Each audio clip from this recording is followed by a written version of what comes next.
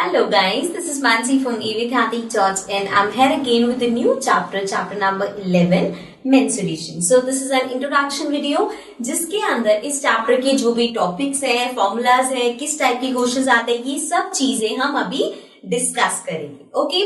So now what is mensuration? Mensuration होता क्या है? Mensuration basically means measurement, right?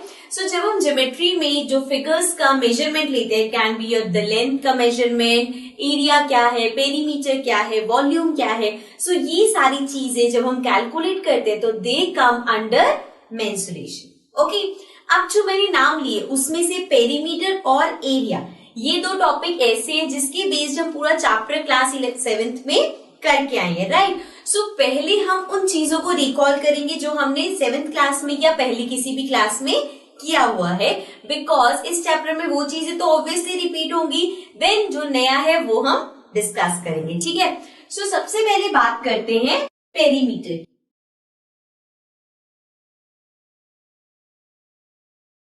अब पेरीमीटर होता क्या है? पेरीमीटर मीन्स अगर आपको किसी भी चीज का पेरीमीटर निकालना है तो उसका मतलब है कि जो उसकी बाउंड्रीज है, आपको बेसिकली उसका डिस्टेंस या हम बोल सकते हैं उसकी लेंथ बतानी है. सो अगर मेरे पास ये फिगर है, let's suppose I have this rectangle. अब इस रेक्टेंगल का आपको पेरीमीटर निकालना है तो मतलब कि इसकी जो बाउंड्रीज है उसका आपको टोटल लेंथ फाइंड करना है, राइट? सो ये होता है पेरीमीटर. अब अगर मैं ऐसे ही कोई रैंडम फिगर बना दूं इस तरह से, सो इस पूरे की जब मैं लेंथ फाइंड करूंगी सो वो है मेरा पेरीमीटर. ठीक है, नेक्स्ट चीज है हमारे पास एरिया. नाउ एरिया मीन्स कि वो कितनी जगह कवर कर रहा है और we can say the region it is covering. अब जैसे कि इसी रेक्टेंगल की बात करें तो ये कितनी जगह ऑक्यूपाई कर रहा है, सो वो हो गया इसका एरिया, राइट? अब इसके लिए हम एग्जांपल लेते हैं. Let's suppose I have this register, right? अब मुझे अगर इसका पेरीमीटर फाइंड करना है, पेरीमीटर का क्या मतलब है? इसकी जो बाउंड्रीज है उसका टोटल लेंथ, राइट? सो वो हो गया perimeter. Now if I want to place this register on a table, अब अगर आपको इस रजिस्टर को एक टेबल पे रखना है, अब टेबल पे रखने के लिए इसको कुछ जगह चाहिए तभी तो रखोगे. सो जितनी जगह ये ऑक्यूपाई कर रहे हैं वो इस रजिस्टर का एरिया हो गया. ओके, सो ये डिफरेंस है पेरीमीटर और एरिया में. अब पेरीमीटर और एरिया के बहुत सारे फॉर्मूलेस अलग अलग शेप्स के हमने स्टडी किए हुए हैं, so let's revise that. Now let's talk about the area and perimeter of different shapes. So अगर हमें किसी भी different shapes का area या perimeter निकालना है तो उसके लिए एक specific formula होता है. So अब हम वो revise करें. सबसे पहले let's talk about square. Now square we all know it is in this shape and all the sides of a square are equal. जितनी भी इसकी sides है वो equal होती है. सो अब स्क्वायर का एरिया क्या होता है? Area of square is side into side. Side means किसी भी एक साइड की लेंथ हो सकती है, right? So side into side is the area. Next thing, perimeter of square which is 4 into side. Side again किसी भी एक का लेंथ एंड उसको 4 से मल्टीप्लाई कर दो तो आ जाएगा पेरीमीटर स्क्वायर का. नेक्स्ट फिगर हम लेते हैं रेक्टेंगल.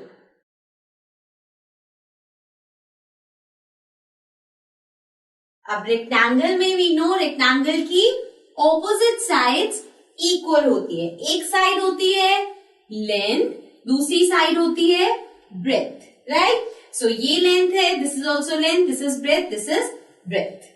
सो दो ब्रेथ है, दो लेंथ है, ऑपोजिट साइड्स इक्वल है. अब एरिया क्या होता है रेक्टेंगल का?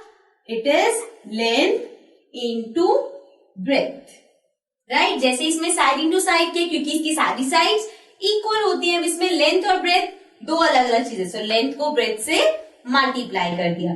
सिमिलरली पेरीमीटर की बात करें तो पेरीमीटर होता है 2l plus b.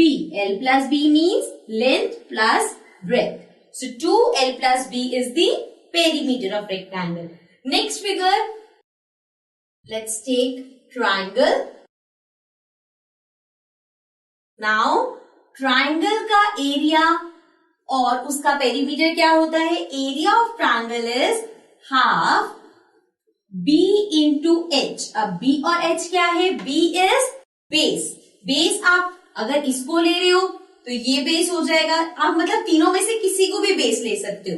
And H is height. So height means this. जब आप एक परपेंडिकुलर बनाते हो, अगेन अगर आप बेस ए ले रहे हो तो हाइट यहां से हो सकती है, कुछ भी कर सकते हो आप. So H stands for height and B is the base. So ये होता है half base into height. Next है हमारे पास पेरीमीटर ऑफ ट्रायंगल. अब पेरीमीटर क्या होता है?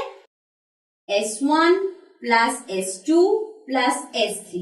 Now S1 plus S2 plus S3 means sum of all sides, right? Triangle की जितनी भी साइड्स हैं उनको हम ऐड कर देंगे तो हमारे पास आएगा perimeter of triangle, right? Next figure हमारे पास है circle. So circle it is like this. अब सर्कल का एरिया क्या होता है? Area of circle is pi R square. Pi means pi एक इमेजिनरी वैल्यू है जिसको हम या तो 22/7 लेते हैं या 3.14. ये क्वेश्चन में मोस्टली गिवन होता है कि आपको इन दोनों में से क्या लेना है. Next R is the radius. Radius क्या होता है? सर्कल की सेंटर से जो जा रही है लाइन किसी भी साइड हो सकती है, that is the radius. R square का मतलब है रेडियस इंटू रेडियस, मतलब 2 बार रेडियस को मल्टीप्लाई करना. Next what is the perimeter of circle? So perimeter of circle is 2 pi R. 2 pi R means 2 is the numeric number, मतलब 2 से मल्टीप्लाई करना है. पाई अगेन 22/7 और 3.14. R is the radius. ठीक है.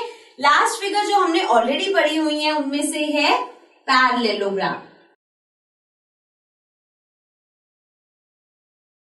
अब पैरेललोग्राम में we know that opposite sides of a parallelogram are parallel, right? So opposite sides एक तो पैरेलल होती है, ऑल्सो ऑपोजिट साइड्स इक्वल भी होती है. सो इसके फॉर्मूले की बात करते हैं. So area of parallelogram is B into H. अब B इंटू एच क्या है? B is the base, H is the height.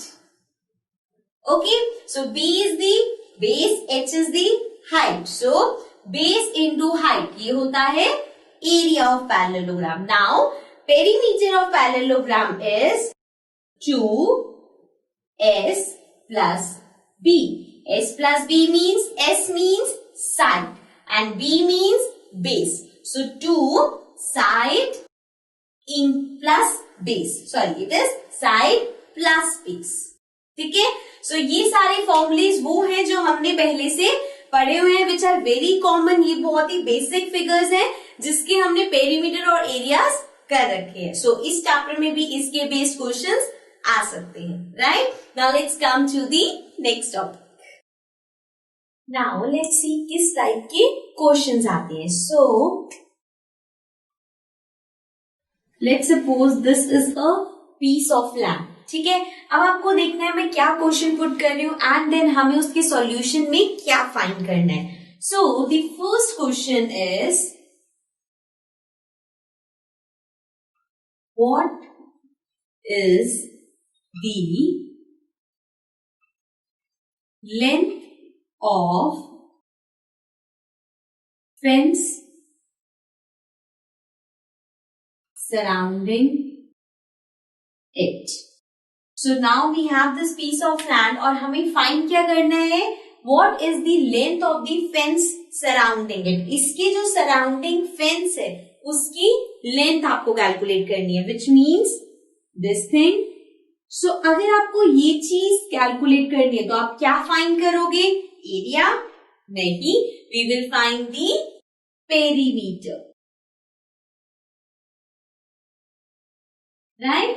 सो बहुत बार ऐसा होगा क्वेश्चन में आपको स्पेसिफाई नहीं किया होगा that find the area, length दे दी, ब्रेथ दे दी या फिगर दे दी और पेरीमीटर निकालो, एरिया निकालो, हो सकता है ऐसे ना गिवन हो, इस तरह से गिवन हो कि आपको ये पीस ऑफ लैंड दे दी, फिगर दे दी, and then they are asking what is the length of the fence. अब यहाँ पे कहीं मेंशन नहीं है कि पेरीमीटर निकालना है या एरिया, बट सिंस ये फेंस की बात कर रहे हैं विच इज सराउंडिंग इट, तो अगर आपको इसकी सराउंडिंग फाइंड करनी है length, so that we find by finding the area. So that we find by finding the perimeter. Okay. Now next thing, same ये चीज लेते हैं, same यही figure है, and now we have to calculate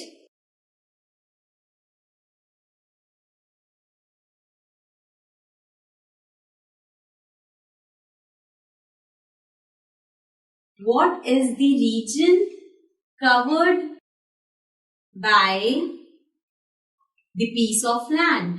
अब इसी piece of land का उन्होंने पूछा है कि वो कितना region कवर कर रही है। अब region कितना कवर कर रही है मीन्स ये कितना स्पेस ले रहा है, so that will be the area of this land. So means यहाँ हमें फाइंड करना है area. So क्वेश्चन को रीड करके हमें समझना पड़ेगा कि हमें निकालना क्या है। ओके, सिमिलरली और ऐसे एग्जांपल्स देते हैं। Let's come to the next example. Now the next example we'll take is, let's suppose again, now this is not a piece of land, let's take it as a garden. So this is a park or garden, and इसके अंदर यहाँ पे जैसे park में होते हैं ना, side पे वॉकिंग के लिए बना होता है। So let's suppose ये जो है ये एक पाथ बना हुआ है वॉक करने के लिए, ठीक है। अब अगर आपको इस तरह की फिगर गिवन है, आपको फाइंड करना है कि ये जो पाथ है इसका एरिया क्या होगा, राइट। पूरी फिगर का एरिया नहीं निकालना, हमें क्या फाइंड करना है, सिर्फ इस पाथ का एरिया। अब इस पाथ की जो ये हमारे पास शेप है, जिसमें से अगर हम ये बीच का निकाल दे तो ये पूरी कोई भी शेप नहीं बन रही, राइट। सो हम इसका एरिया कैसे फाइंड करेंगे? इसका एरिया फाइंड करने के लिए व्हाट वील डू इज, पहले पूरे पार्क का एरिया निकालो। लेट्स सपोज हमने इसे नेम दे दिया ABCD। सो पूरे पार्क का हम एरिया निकालेंगे which is area of ABCD। Then इसमें से हम माइनस कर, अब पूरे का मतलब क्या है, देखो यहां पे हम इसको ड्रॉ करते हैं, ठीक है। जब मैं पूरे का एरिया निकाल रही हूं तो उसमें ये सारा आ गया, राइट। इस पूरे पार्क का एरिया आ गया। अब इस पूरे पार्क में हमें ये जो पार्ट है ये नहीं चाहिए, मींस इसके जो अंदर का पार्ट है इसको अगर मैं माइनस कर दूं तो मेरे पास जो एरिया बचेगा वो सिर्फ इतने पार्ट का बचेगा। सो हम क्या करेंगे, पूरे का एरिया निकाल के एरिया ऑफ, इसको भी नेम दे देते हैं EFGH। So area of ABCD minus area of EFGH, मतलब कि पूरे में से इतने पार्ट का एरिया सब्ट्रैक्ट कर देंगे, राइट। सो हमें जो एरिया मिलेगा that will be the area of this path, right. अब इसी में ये क्वेश्चन आ सकता है कि ये जो पार्क का ये जो पाथ है, इस पाथ को हमें सीमेंट करना है, राइट।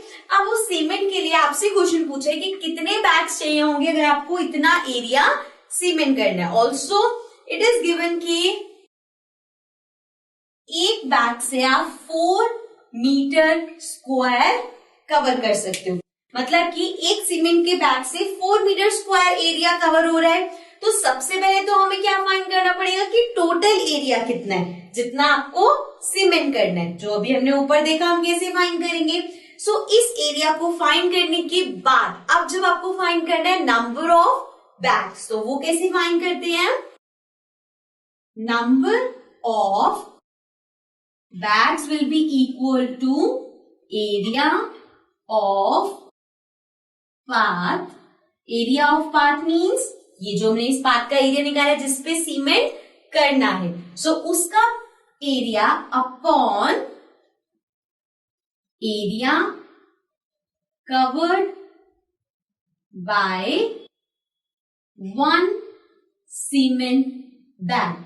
उसको किससे डिवाइड करेंगे, एक बैग से कितना एरिया कवर हो रहा है उससे। लेट्स सपोज अगर पार्क का एरिया 24 मीटर स्क्वायर था, ठीक है, अभी हमने रैंडमली ले रहे हैं, अगर 24 मीटर स्क्वायर इस पार्क का एरिया है, सो इसके अपॉन कर देंगे 4 इज एक बैग से कितना सीमेंट हो रहा है, एंड देन इसको डिवाइड करके जो आएगा that will be the number of bags required, right. So इस टाइप के क्वेश्चंस भी आपके पास बहुत आएंगे। अब आपको समझ आ गया उनको हमें कैसे सॉल्व करना है। अब जैसे यहाँ पे सीमेंट बैग थे, कुछ भी हो सकता है कि हमें इतना एरिया पेंट करना है, तो बताओ पेंट के कितने बॉक्सेस है, उसमें भी आपको गिवन होगा कि एक बॉक्स से कितना एरिया पेंट हो रहा है, राइट। सो इस तरह से रिलेट करते हुए और भी क्वेश्चंस आ सकते हैं। Now let's come to the next example.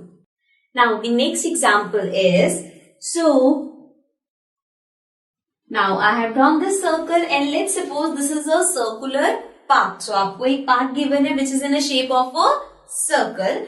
Now इस पार्क के अंदर ये जो मैं बना रही हूं, these are the flower beds. Flower bed क्या होते हैं, पार्क में आपने देखा होगा जगह जगह पे फ्लावर्स ग्रो करते हैं, so that is a flower bed.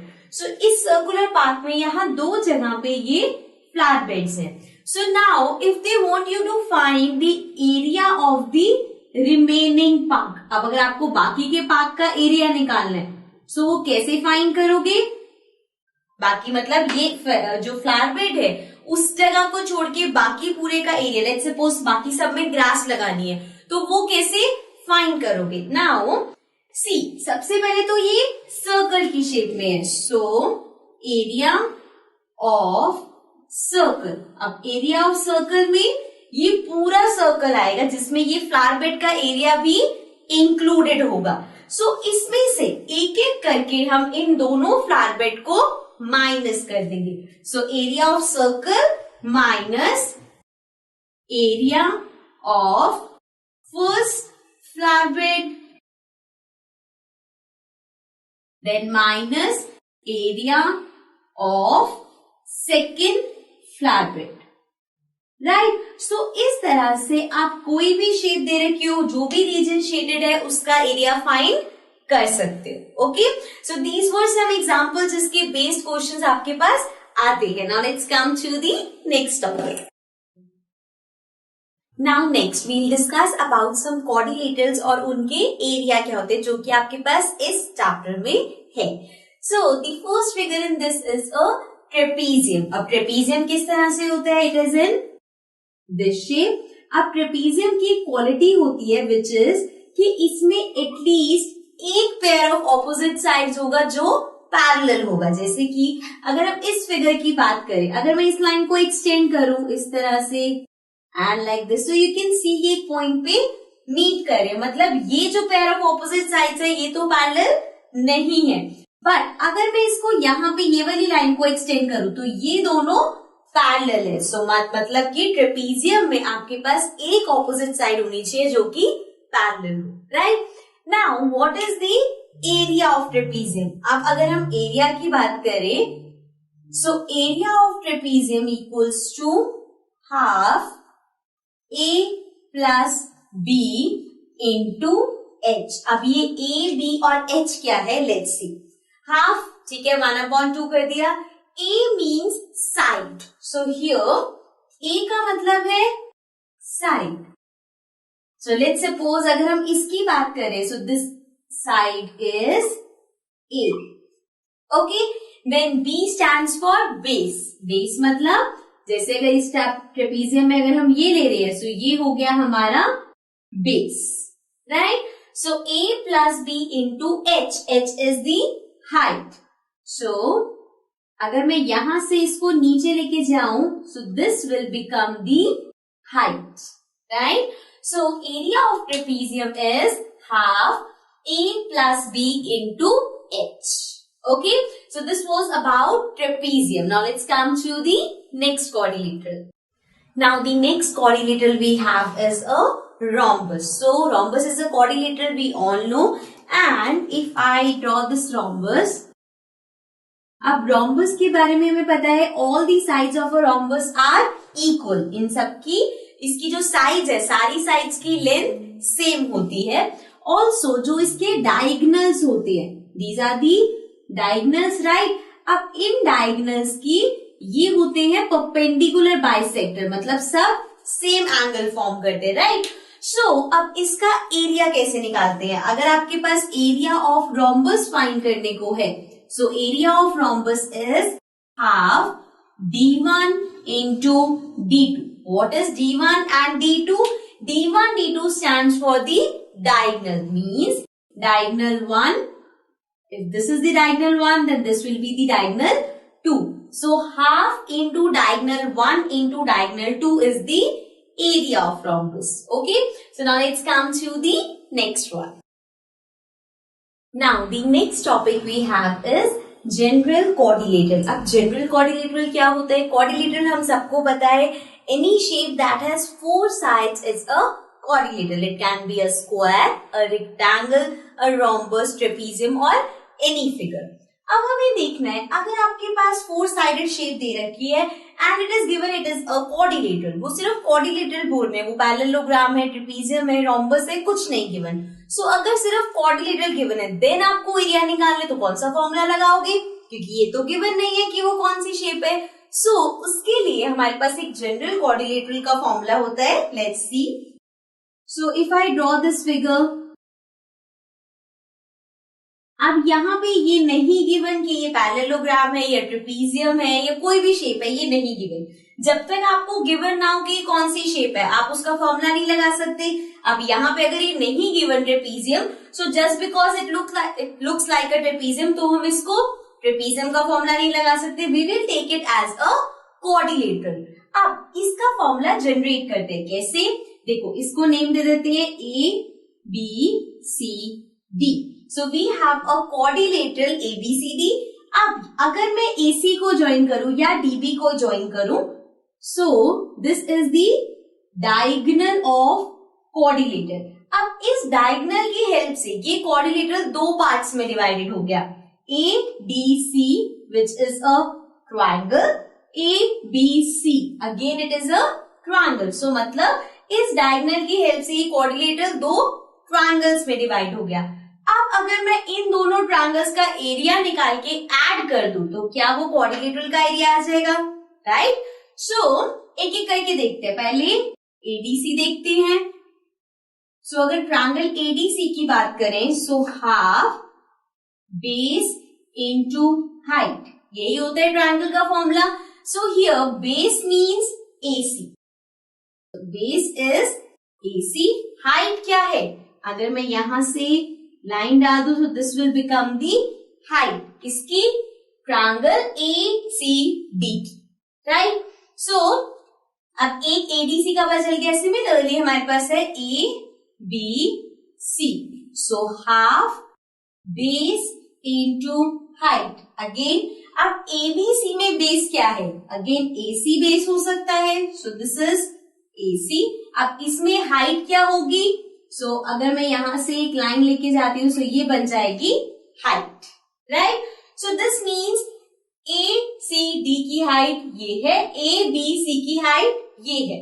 Now अब यहाँ पे जो चीजें कॉमन है, दोनों में क्या क्या कॉमन है? हाफ इधर भी है, इधर भी है, इधर भी B है, इधर भी B है, विच इज AC, जो कि क्वाड्रिलेटरल का डायगोनल है, राइट। सो जो कॉमन चीजें हैं उसको साथ कर लेते हैं। हाफ B की जगह इसको डायगोनल लिख देते हैं, सिंस ये डायगोनल है क्वाड्रिलेटरल का। एंड देन अगर हम ये दोनों चीजें हाफ ले लेंगे, अब इन दोनों को ऐड कर रहे हैं तो क्या क्या अलग चीजें हैं? हाइट 1 और height 2। So H1 plus H2। So this is the formula for any general quadrilateral, which means half into diagonal, मतलब क्वाड्रिलेटरल का diagonal, then H1 plus H2, दोनों साइड से आप हाइट ड्रॉ करोगे, so that will become H1 H2।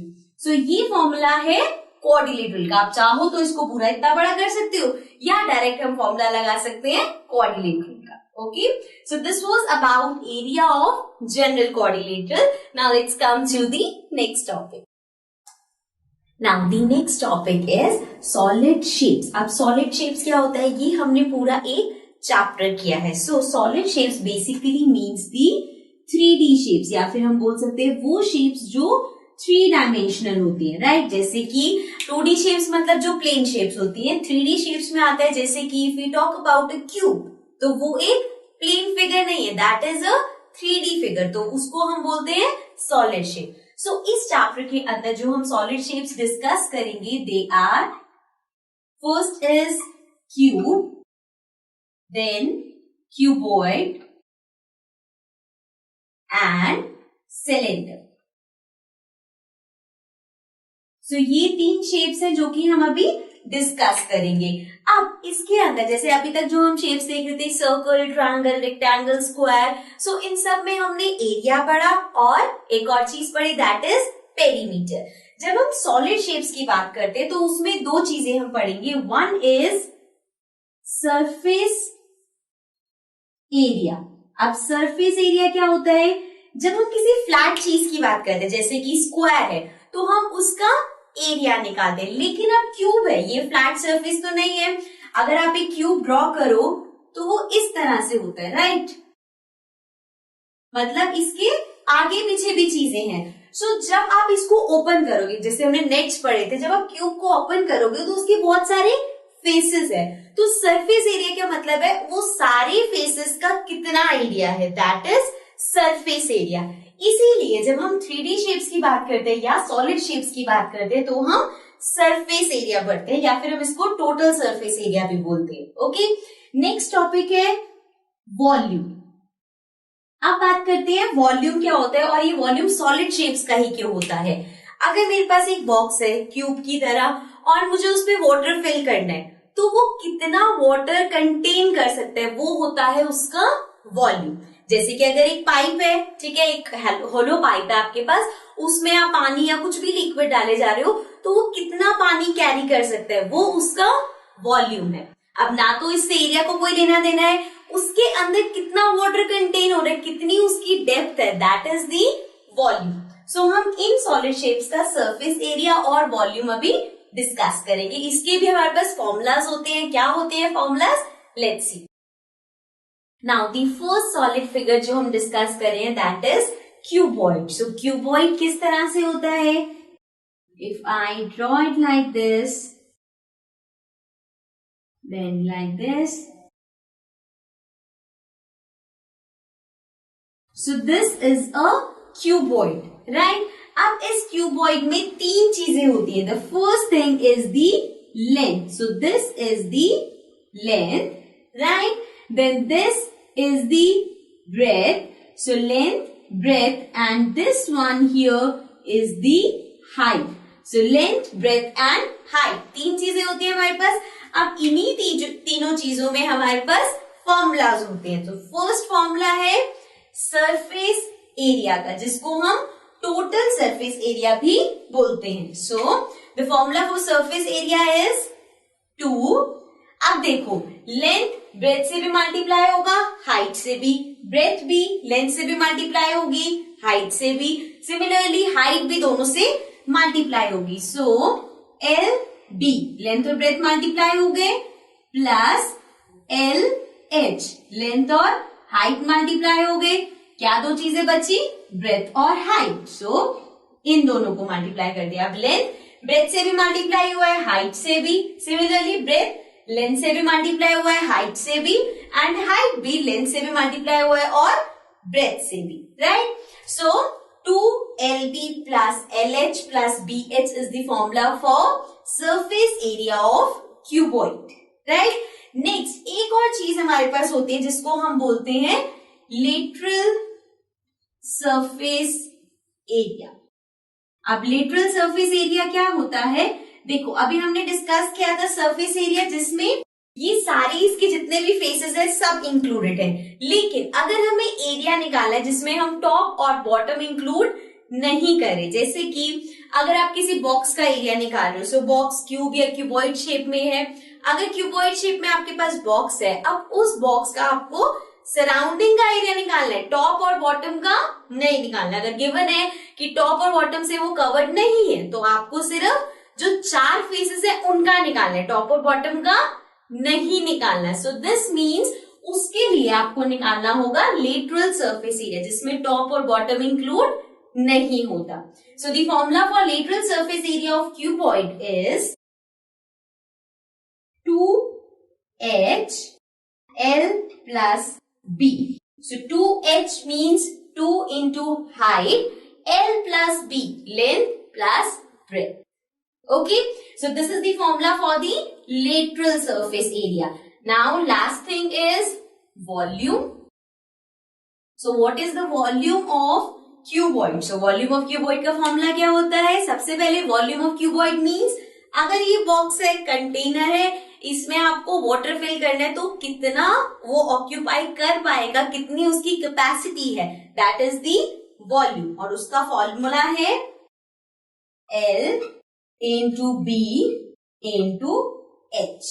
So length into breadth into height is the formula for volume.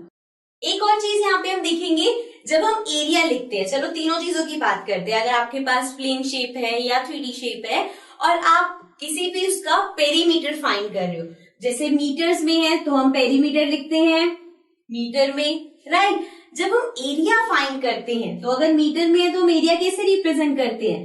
Metre square, right. Similarly अगर आप volume निकालते हो तो हम उसको रिप्रेजेंट करते हैं मीटर क्यूब. ठीक है, वो चाहे मिलीलीटर हो, लीटर हो, जो भी है, सो वो क्यूब लगता है. मेन डिफरेंस ये है, पेरीमीटर में पावर 1, स्क्वायर में पावर 2 एंड वॉल्यूम में पावर 3. सॉरी, स्क्वायर नहीं, एरिया में पावर 2, वॉल्यूम में पावर 3. ठीक है, so this was about cuboid. अब आते हैं नेक्स्ट शेप पे. Now the next shape we have is a cube. अब क्यूब क्या होता है? जैसे क्यूबॉइड फॉर्म होता है वैसे ही क्यूब बनता है, बट क्यूब हमारा बनता है स्क्वायर से. और इसमें क्या डिफरेंस है कि इसकी सारी साइड्स या एजेस कह लो, ये इक्वल होती हैं. सो अगर जैसे हमने क्यूबॉइड में देखा, लेंथ होता है, ब्रेथ होता है, हाइट होता है, इसमें लेंथ, ब्रेथ, हाइट तीनों सेम होती है. मतलब अगर 5 है तो इस क्यूब की सारी एजेस 5 ही होंगी, राइट. सो लेट्स सपोज इसको हमने एस ले लिया, ठीक है, साइड को, या इसे एच बोल सकते हो, उसको आपने एस ले लिया. तो अब स्टडी करते हैं इसके formulas. Now the first formula is surface area. अब क्यूब का सरफेस एरिया का फॉर्मूला क्या होता है? Surface area of cube is 6s square.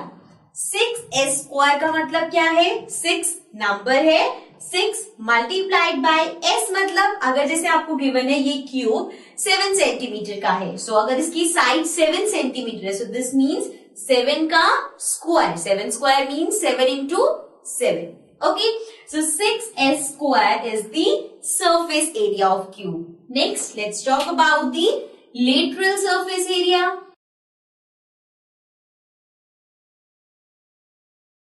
अब lateral surface area क्या होता है? Again, same meaning.